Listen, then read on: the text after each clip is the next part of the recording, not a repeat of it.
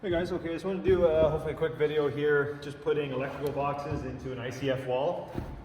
And you're using these regular electrical boxes, which is nice because they're the standard ones for studs, and they're super cheap. They're like $1.50 when you buy them in bulk versus, you know, $12 to $15, $16, $17 for a special ICF box, which in my opinion isn't even as strong as doing it this way. So pretty easy.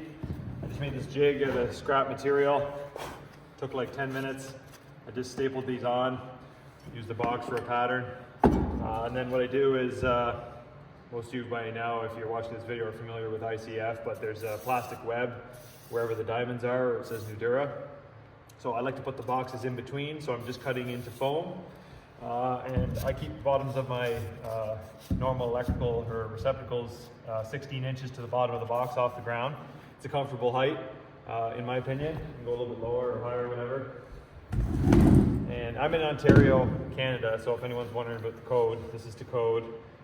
So this was inspected, obviously, so it's all good. I don't know about other parts of the world, but it's probably fine. And then I've just got a Milwaukee router here. It's nice that it's handheld, but you can use any router. One-handed would be better. And then I've just got I guess it's called a flush cut bit. But basically just plunges in as cutters all down the side, and it can cut flat on the bottom as well. So I just stick it out, basically the depth of my box, set it right there. And then this is a half-inch, happens to be a half-inch piece of chipboard.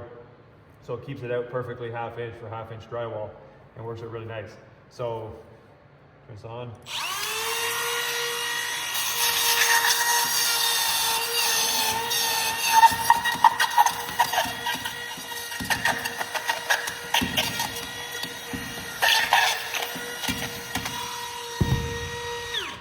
And no matter how you do it, it's super messy, but this just does a nice clean one every time. I put screws on there for doing like ones up on the wall and stuff where you have to be up on a ladder, but most of the time I just hold it against the wall. And that's really all you need to do. One extra step I do just to make it a little nicer is I just do one of those. Just makes those ears go in a little better.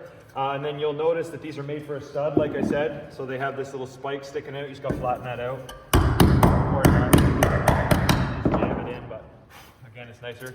And then there you go. And then the ears work just like the same as when you're putting it on a stud, so you know how to keep it out from the wall. And then I secure it with one Tapcon into the back of the box. So I drill it, put a Tapcon in, I think it's 1.5 or 2-inch Tapcon, and that keeps it super solid. The box can't twist, obviously it can't come out because of the Tapcon, and you're good to go. So you're actually fastening into the concrete versus fastening to the plastic like the ICF boxes.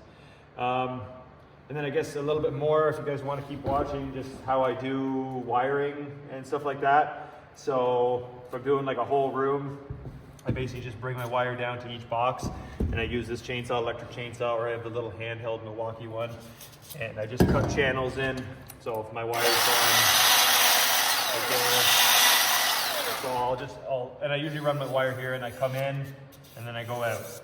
And then I come in, and then I go out, and I do, you know, like, I usually do about 10 receptacles on a 15-amp circuit, just so you don't have any issues down the road, but I think you can do like 12 or 15, something like that. But anyway, stick to 10, and that works out nice. So you just knock out through your wires there, you put that in, you can go up or down.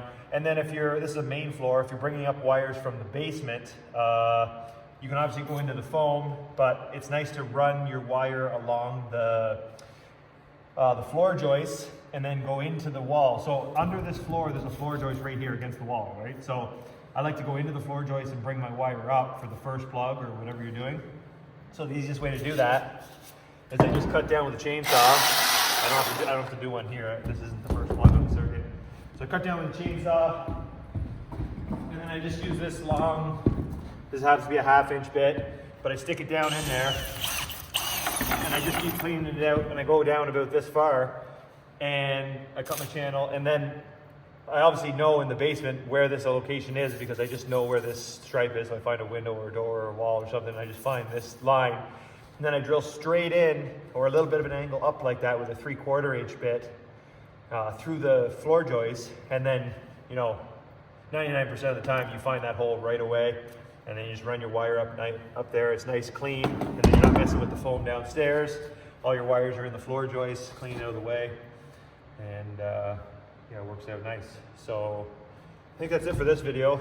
Hope it wasn't too boring, but if you're doing this, saves you a lot of money. You know, this house, there's like 150 receptacles in this house, so you know, if you can pay $1.50 versus $15, I think it's worth the time, and it doesn't take that long once you get going. So hope this helps. Thank you for watching.